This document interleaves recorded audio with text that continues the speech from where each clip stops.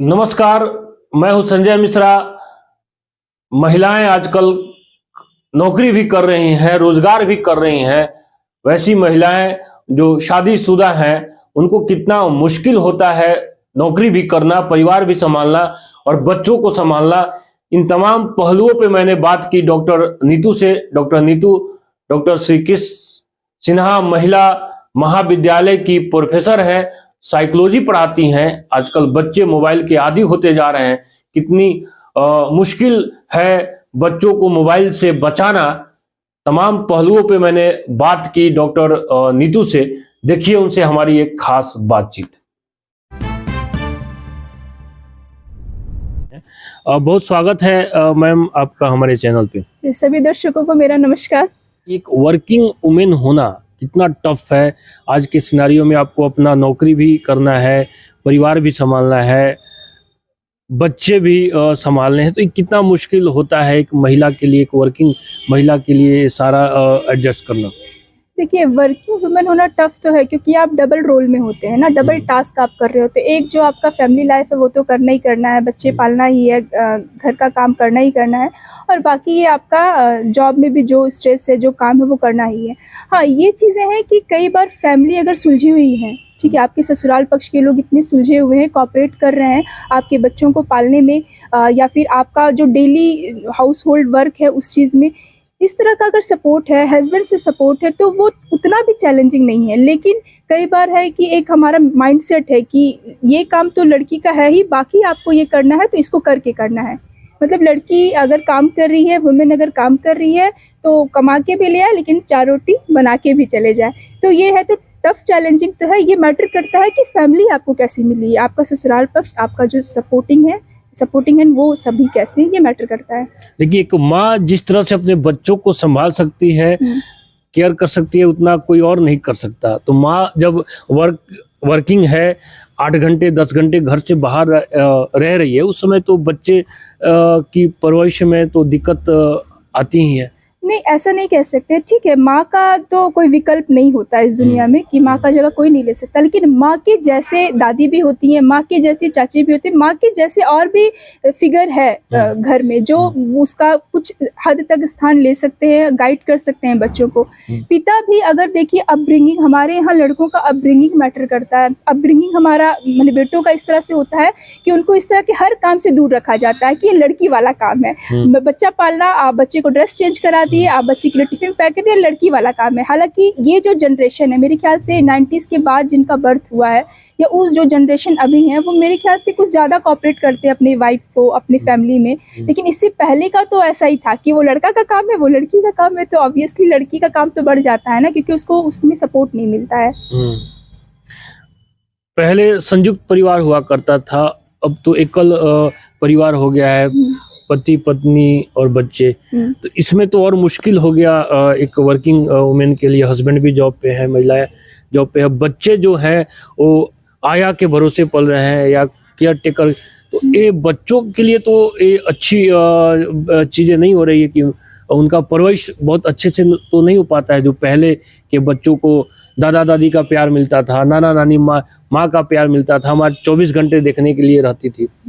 अब तो कहीं ना कहीं बच्चे सफर कर रहे हैं। हाँ बिल्कुल, आप सही कह रहे हैं, क्योंकि जो जॉइंट फैमिली का कल्चर था ना, उसमें बहुत सारे लोग जब इन्वॉल्व होते थे तो परवरिश बच्चों का जो है वो काफ़ी बेहतर होता था। दूसरा बात है ना कि हमारा जो सामाजिक सीखना, जो सोशल लर्निंग है, वो ना लोगों के बीच होता है। अगर जॉइंट फैमिली है तो हमारे पास हमारे कज़न है, हमारे और भी फैमिली मेम्बर्स हैं, वो सिखाते भी हैं और हम एक डिसिप्लिन भी सीखते हैं, कुछ रिस्पॉन्सिबिलिटी भी मिल जाती है। तो यहाँ पे लर्निंग काफ़ी अच्छा होता है। एकल में चीज़ें कम है।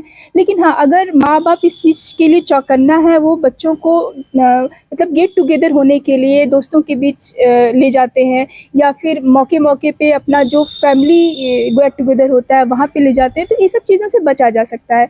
लेकिन बात है कि एक मेंटालिटी जो बड़े बुजुर्ग का है कि अगर वो रहेंगे, कोऑपरेट नहीं करेंगे, तो ऐसे में क्या है कि एक लेडीज़ है, उसको घर का भी काम करना है, बाहर का भी काम करना है, और उसके बाद चूँकि घर में बड़े बुजुर्ग हैं, वो कुछ कुछ काम देते रह रहे हैं, सपोर्ट नहीं करे, उल्टा उसको काम दे रहे हैं। तो इसलिए भी कई बार कि सब अलग रहना ज़्यादा, कि अगर सपोर्ट नहीं मिला तो चलो अलग रहे, मेरा काम कुछ कम होगा। तो हाँ, बच्चों पे इसका तो इफेक्ट है ही। इसमें अच्छा ये होगा कि हमारी जो पुरानी पीढ़ी है उसको स्वीकार करे कि हाँ भाई, बहू अगर कमा के ला रही है तो चलो कुछ हमको सपोर्ट हम कर दें। कई बार तो ऐसे भी घर होते हैं जहाँ पे जो बहू है वही खाना बनाएगी, सब करेगी, तो वो कमा रही है, वो मेड को पैसा दे सकती है लेकिन मेड का हाथ का नहीं खाएंगे। तो ये एक तरह का दकियानुसी है, जो एक तरह के टॉर्चरिंग भी हो जाता है वर्किंग लेडी के लिए। और इसका इफेक्ट आप जो आने वाला जो जनरेशन उस पर भी पड़ ही रहा है कि ये सभी चीज़ें छूटते चली जा रही हैं। सारी ऐसी घटनाएं हुई देश के अंदर में जो पूरे देश को झकझोर के रख दिया। महिलाओं पे अत्याचार रुक नहीं रहा है। पश्चिम बंगाल में लेडी डॉक्टर के साथ जो हुआ, ऐसी बहुत सारी घटनाएं हुई। अब तो बच्चियां भी सुरक्षित नहीं है। 10 साल 12 साल की बच्चियों के साथ भी रेप की घटनाएं बढ़ रही है। तो आप साइकोलॉजी के प्रोफेसर हैं, मर्द हैं, जो पुरुष हैं, उनकी मानसिकता इतनी विकृत क्यों होती जा रही है कि वो महिलाओं बच्चियों पे भी अत्याचार करने से वो लोग मतलब बाज नहीं आ रहे, एक तरह से गुरेज नहीं कर रहे हैं? देखिए, ऐसे ये नहीं कह सकते कि ये घटनाएं अभी हो रही हैं, पहले नहीं होती थी। पहले भी ज़रूर होती थी लेकिन खुल के सामने नहीं आती थी। पहले इतनी मीडिया नहीं थी, पहले हर चीज़ इतना इजीली नहीं था। अभी सबके पास कैमरा है, कहीं भी रिकॉर्डिंग हो जाता है। कई बार तो ऐसे होते हैं कि कुछ घटना हो रही है तो उसको बचाते लोग बाद में, पहले तो वीडियो रिकॉर्डिंग करते हैं। कहने का मतलब ये साधन होने के नाते चीज़ें हमारे सामने आ रही हैं।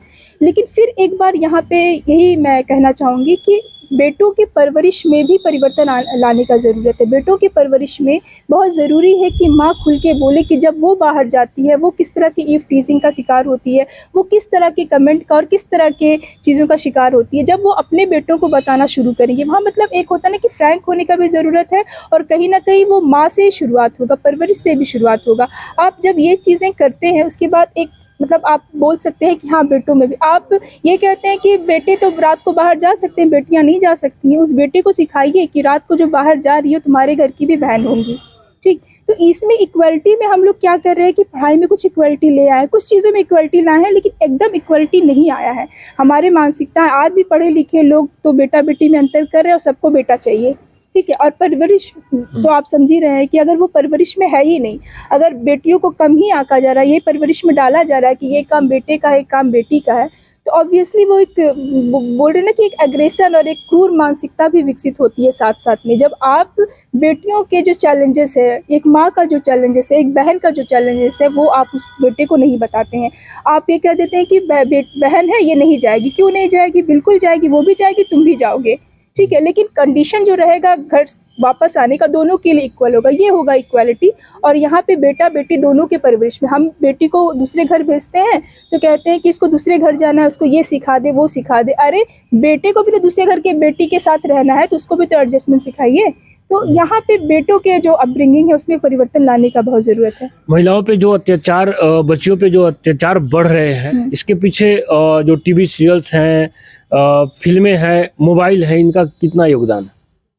देखिए, मीडिया तो हमेशा हमारा जो व्यक्तित्व है उसके विकास में मीडिया का बहुत रोल है। और सच पूछिए तो बच्चे अब जैसे जन्म ले रहे हैं वैसे ही वो जानते हैं कि किस तरह से स्क्रॉल करना है, किस तरह से मतलब स्मार्टफोन वगैरह चलाना बच्चे, छोटे बच्चे भी अभी जानते हैं। तो कहीं ना कहीं वहीं से सोचिए उनका लर्निंग कि वो क्या देख रहे हैं। माँ बाप या जो हमारे गार्जियन है वो चौकन्ना रहे कि बच्चे क्या देख रहे हैं, ऐसे साइट को या ऐसे ऐप को उसमें ना डाउनलोड करें, या उन सारी चीज़ों से जो बच्चों को बुरा इफेक्ट डाल सकते हैं, उन सब चीज़ों से थोड़े बच्चों को बचा के रखें। और मीडिया का जो अच्छा सोर्स है, जैसे एक समय हुआ करता था रेडियो, या रेडियो के जरिए जब प्रधानमंत्री मन की बात कहे तो वो ये बात जानते थे ना कि ये कहाँ तक जाएगा।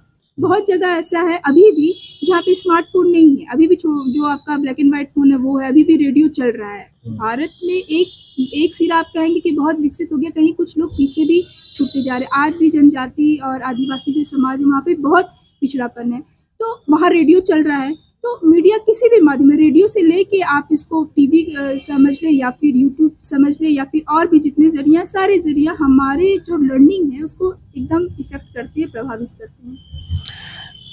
अभी आप प्रोफेसर हैं, एक समय आप भी स्टूडेंट रही होंगी। यहाँ बच्चियां जो भी पढ़ रही हैं यहाँ पे, तो उन मानसिकता में और कितना बदलाव आप देखती हैं जब आप स्कूल कॉलेज जाती थी और आज की जो जनरेशन है स्कूल कॉलेज में आ रहे हैं, बच्चों को पढ़ाई के प्रति और रुझान अब नहीं दिखता है। फैशन, मोबाइल, ये कहाँ तक आप इसको? हाँ, ये चीजें हैं कि जो किताब का जो संख्या है, जैसे उतने कि हम लोग किताब ज्यादा खरीदते थे, अभी सारा चीज डाउनलोड हो जा रहा है, सारा चीज आप मतलब मीडिया में सॉफ्ट कॉपी में पढ़ ले रहे हैं। लेकिन हार्ड कॉपी पढ़ने का एक अपना मजा है, उसका अपना अलग फायदा है। लेकिन बच्चे वही है कि मे भी पैसा बचाने के लिए या फिर ये कहे कि वो थोड़ा सा पोर्टेबल है, तो बच्चे इस तरह से कर रहे हैं। तो किताब वगैरह का संख्या भी कम हुआ है, किताब खरीदने का संख्या। और दूसरा बात है ना कि ये एक जनरेशन है जो मतलब मीडिया से एक स्मार्टफोन से, बोले स्मार्टफोन जनरेशन है ये, जो इससे ही ज़्यादा जुड़ा हुआ है। तो इन सब का कारण कहीं ना कहीं ये हमारा जो मोबाइल है, स्मार्टफोन है, वो स्मार्टफोन बच्चों के विकास में बाधा है या उनके लिए अच्छा है कि चलिए स्मार्टफोन का इस्तेमाल कर रहे हैं तो बच्चे भी स्मार्ट होंगे? नहीं, मेरी समझ से कोई भी चीज का अपना फायदा और नुकसान है। नुकसान है क्योंकि जब आप बच्चे को पाल रहे हैं, बच्चे बड़े हो रहे हैं, वहाँ पे आप निगरानी नहीं रखते, अधिक से अधिक छूट देते हैं कि चलो मेरा काम हो जाएगा, ये इसी में बिजी है। क्योंकि उसको खिलाने वाला दादी नानी तो है नहीं। आप जैसे बोले कि एकल परिवार है, तो उसका ये भी एक खामियाजा है कि खेलने के लिए कोई नहीं है। कई बार हो रहा है कि अब लेट शादियां हो रही है तो एक बच्चे से ही काम चला रहे, तो उनका सिबलिंग नहीं है खेलने के लिए, तो क्या किया, मोबाइल पकड़ा दिया कि हाँ बच्चा एंगेज रहेगा, मेरा काम होता रहेगा। तो इसका नुकसान देखिए शारीरिक नुकसान भी है, क्योंकि इसका जो वेव है वो नुकसान करता है, हमारे आईज को नुकसान करता है।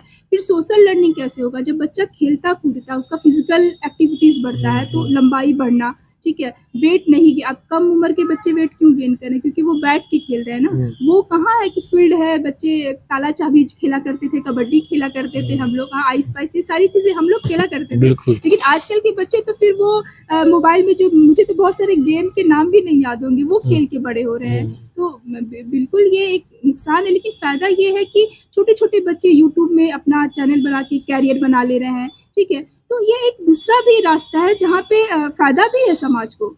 आज देखिए कि हम लोग जनरली इंग्लिश के जो बेसिक चीजें हैं वो हम सबको आता है, उसका कारण कहीं ना कहीं मोबाइल फोन है। तो दोनों है, फायदा नुकसान दोनों है, ये नहीं कहेंगे कि इसका नुकसान है। आप क्या इस्तेमाल कर रहे हैं, किस तरह से इस्तेमाल कर रहे हैं, इस पे डिपेंड करता है। बच्चे इतने सारे जो बने यूट्यूबर सब लोग, ये तो एक नया रोजगार हो गया है आज के जनरेशन को, तो फायदा भी है।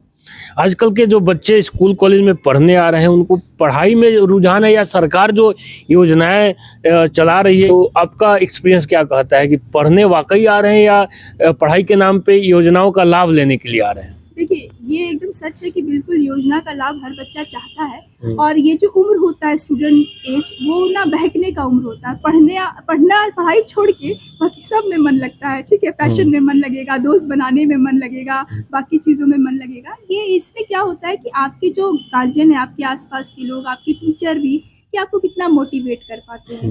हाँ, टीचर का रोल यहाँ ये भी है कि बच्चे कितना जुड़ पाते हैं, क्योंकि बच्चों का अगर रेशियो कम है तो टीचर कई बार उनको अप्रोच नहीं भी कर सकते हैं। तो ये चीज़ है कि बच्चों का मैंने जो पढ़ाई को लेके या स्कूल आने को लेके यहाँ पे एक स्वार्थ है कि ये स्कॉलरशिप मिल जाएगा, अच्छा ग्रेजुएशन कर लेते ये मिल जाएगा। लेकिन कहीं ना कहीं थोड़ा बहुत डर वाली भी बात है, क्योंकि मैंने जैसा बोला कि सेमेस्टर सिस्टम आ गया है। फिर एजुकेशन में जो एक के पाठक का जो बोले थे कि कभी भी विजिट किए जा सकते थे, तो ये सब चीज़ें भी बच्चों में थोड़ा डर पैदा किया है कि नहीं भाई इंटरनल एग्जाम 30 नंबर का है, यदि नहीं जाएंगे अटेंडेंस कम होगा तो फेल हो सकते हैं। तो सेमेस्टर सिस्टम के कारण भी कुछ फ्रिक्वेंसी बढ़ा है। लेकिन हाँ, बच्चों में ये चीज़ तो है कि कोरम पूरा करना है, पढ़ने में बच्चों का इस एज में मन नहीं लगता। हमसे बात करने के लिए बहुत बहुत धन्यवाद।